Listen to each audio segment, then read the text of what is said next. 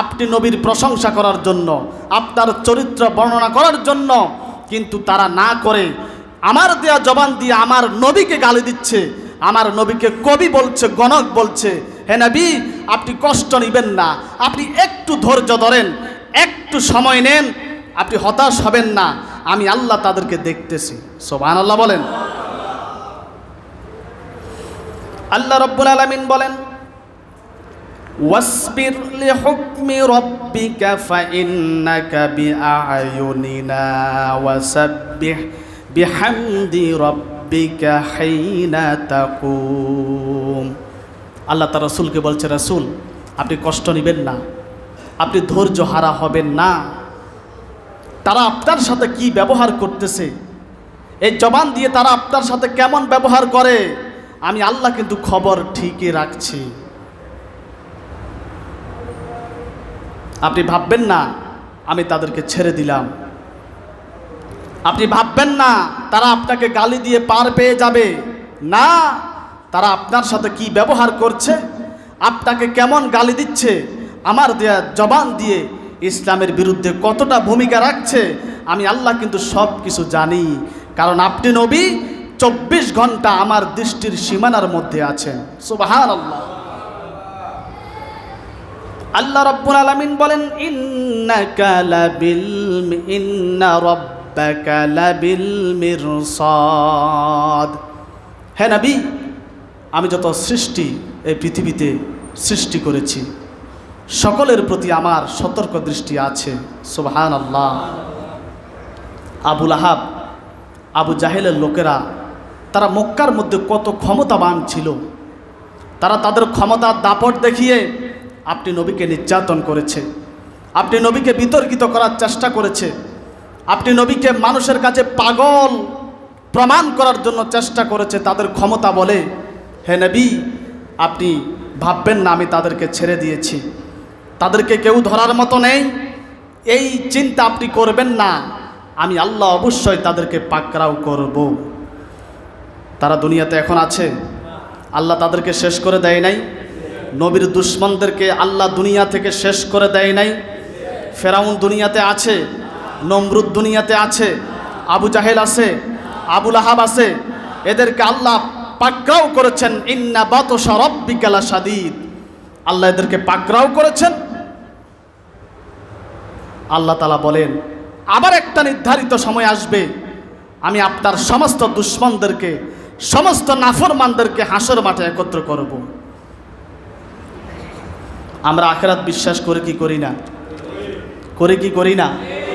এই দুনিয়াতে যারা উল্টা চলেছে, দুনিয়াতে যারা উল্টা চলেছে, আল্লাহ তাদেরকে সেদিন উল্টাইয়া দিবে, বলে আজকে উল্টা হাঁটো। আজকে কিভাবে হাঁটো? উল্টা হাঁটে।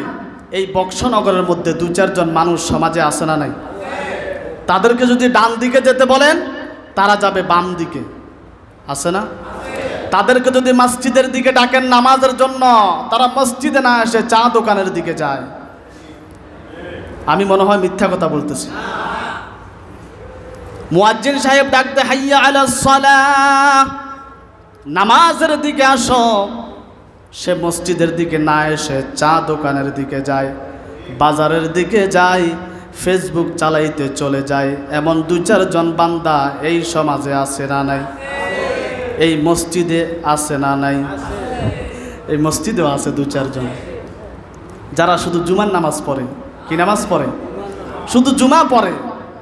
ওদের উপরে শুধু জুমা ফরজ হয়েছে, আর 5 ওয়াক্ত নামাজ বোধহয় আল্লাহ ফরজ করে নাই। ভাবসাব তো এমনই, ভাবটা তো এমনই লয়, শুধু জুমার দিন আসে, বাকি আর আসার দরকার নাই, এটা হুজুরদের কাজ, হুজুররা 5 ওয়াক্ত যাবে আর সেজদা দিবে, আমরা শুধু জুমার দিন দুলার মতো সাজগোজ দিয়া যাই, নামাজকে বগলি করে আইনা নামাজটা পড়ে আবার 1 সপ্তাহের জন্য বিদায়। ঠিক কিনা? এমন মুসল্লি আছে না নাই? আছে। তাহলে আমাদেরকে আল্লাহর দেয়া কোরআনের আলোকে জীবন চালাতে হবে। আল্লাহ আমাদেরকে ডান দিকে ডেকেছে, আর শয়তান আমাদেরকে সর্বদা বাম দিকে ডাকে। আমরা শয়তানের পথকে, মতকে অনুসরণ করব না, আমরা ডান দিকে থাকব। কারণ সমস্ত নবীরা ছিলেন ডানপন্থী, সব নবীরা কি ছিল? ডানপন্থী। কোন নবী বামপন্থী ছিলেন না। আর সব ডানপন্থীরা বেহেশতে যাবে। সুবহানাল্লাহ বলবেন না?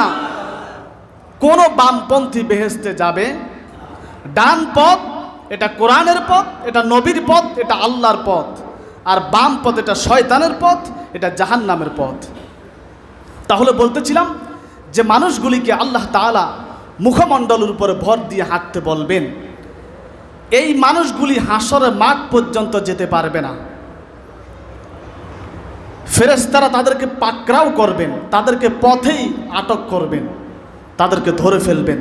আল্লাহ বলছেন, ইউরাফুল মুজরিমুনা বিসীমাহুম ফায়ুখাযু বিন-নাওয়াসি ওয়াল আকদাম ফাবিআইয়ি আলাই রাব্বিকুমা তুকাযযিবান। সূরা আর-রহমানে আল্লাহ তাআলা বলেছেন, তাদেরকে ফেরেশতারা পাকড়াও করবে, তাদেরকে দৌড়াইয়ে ধরবে। কিভাবে ধরবে? আল্লাহ বলছেন, ইউরাফুল মুজরিমুনা বিসীমাহুম ফায়ুখাযু বিন-নাওয়াসি ওয়াল আকদাম। তাদেরকে ফেরেশতারা তাদের মাথার চুলের সামনের দিক ধরবে, অগ্রভাগ চুলের সামনের দিক তাদেরকে ধরবে, আর দুই পায়ের আঙ্গুলগুলি ধরবে, সামনের আঙ্গুলগুলি। আচ্ছা বলেন তো, একটা মানুষের যদি মাথার সামনের চুলগুলি ধরা হয় আর দুই পায়ের আঙ্গুলগুলি ধরা হয়, লোকটা কি গোল হয়ে যাবে না? গোল হয়ে যাবে না? তাদেরকে মাথার চুল আর পায়ের আঙ্গুল ধরে গোল বানাইয়া ফেরেশতারা জাহান্নামে নিক্ষেপ করবে। এই নাফরমান, কোথায় যাস? তুই আজকে হাসর মাঠ পর্যন্ত যেতে পারবি না। তুই তো এই জবানটাকে আল্লাহর রাহে খরচ করস নাই, গীবত করেছ, চগলখড়ি করেছ, সুদের টাকা খেয়েছ, ঘুষের টাকা খেয়েছ, এই জবান দিয়ে মিথ্যা কথা বলেছ, আমার নবীর সাথে দুশ্মনী করেছ, আমার কোরআনকে তেলাওয়াত করো নাই, গান বাজনা করেছ। এই নাফরমান, তোকে আজকে হাসর মাঠ পর্যন্ত যাওয়ার সময় টুকুরো দেওয়া হবে না। আল্লাহর ফেরেশতারা তাকে ধরে ওই পথ থেকেই তাকে জাহান্নামে নিক্ষেপ করবে। নাউযুবিল্লাহ। আমরা আখিরাতে সবাই কিন্তু উঠতে হবে। আল্লাহর বিচার থেকে কেউ বাঁচতে পারবো না। পারবো? কেউ বাঁচতে পারবো না।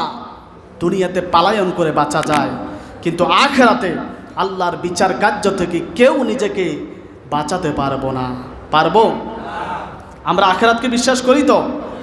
ওয়াবিল আখিরাতি হুম ইউকিনুন। সূরা বাকারাতে আমরা পড়ি, ওয়াবিল আখিরাতি হুম ইউকিনুন। আমরা আখিরাতকে বিশ্বাস করি, আখিরাতের উপরে আমাদের ঈমান আছে। আছে না নাই? আছে। এখন আখিরাতকে যেহেতু বিশ্বাস করি, আখিরাতের উপরে যেহেতু ঈমান আছে, আল্লাহর সাথে যেহেতু আমাদেরকে সাক্ষাৎ করতেই হবে, তাহলে এই জবানটাকে হেফাজত করতে হবে। ঠিক কিনা? এই জবান দিয়ে যা আসে তা বলা, আমরা বলি কি বলি না? আমরা বলি কি বলি না? এই জবান দিয়ে যা খুশি তা বলা যাবে না। এই জবান দিয়ে যা খুশি তা খাওয়াও যাবে না। বলা যেমন যাবে না, খাওয়াও তেমন যাবে না। সামনে যা পায় তা খায় কে? বলে না। সামনে যা পায় তা খায় কে? ছাগলে। ঠিক না? আর মুখে যা আসে তা বলে কে? কে বলে? কথা বলবেন। পাগলে। আমরা বলি না ছাগলে কিনা খায়, পাগলে কিনা বলে, বলি কিনা? এজন্য ছাগলের মতো মুখে যা আসে তা খাওয়া যাবে না। সামনে পাইলেই খাওয়া যাবে না। এটা হালাল কিনা আপনাকে পরীক্ষা করতে হবে। মুখে যা আসে, জবান তো আল্লাহ দিয়েছেন, আল্লাহর নেয়ামত, এটাকে যেখানে সেখানে ব্যবহার করা যাবে না।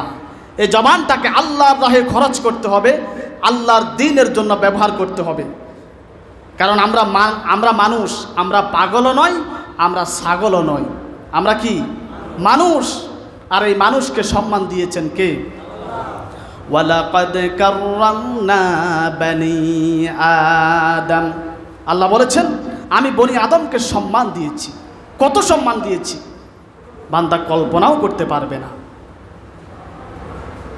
আমাদেরকে আল্লাহ তাআলা সুন্দরভাবে সৃষ্টি করেছেন, এত সুন্দর চেহারা দিয়ে আল্লাহ অন্য কোনো জাতিকে আর সৃষ্টি করেন নাই। এত সুন্দর অবয়ব দিয়ে আমাদেরকে আল্লাহ তাআলা বানিয়েছেন। লাকাদ খালাকনাল ইনসানা ফি আহসানি তাকওয়িম। আল্লাহ বলে সুন্দর অবয়ব, সুন্দর গঠন দিয়ে আমি আল্লাহ তাআলা তোমাদেরকে সৃষ্টি করেছি।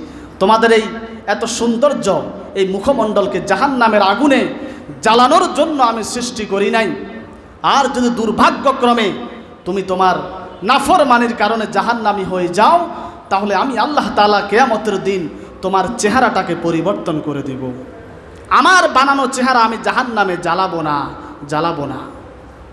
এজন্য এই জবানটাকে আল্লাহর রাহে খরচ করতে হবে, অন্যথায় কিয়ামতের দিন আপনাকে আমাকে আল্লাহ তাআলা মুখের উপরে ভর দিয়ে হাঁটাবেন। সেদিন এত অপমান হবে বান্দা, এত লাঞ্ছিত হবে বান্দা, সোজা হয়ে রবের সামনে সেদিন দাঁড়াতে পারবে না। আল্লাহ তাআলা আমাদেরকে এই ভয়াবহ অপমান থেকে, লাঞ্ছনা থেকে আমাদের সবাইকে রক্ষা করুন।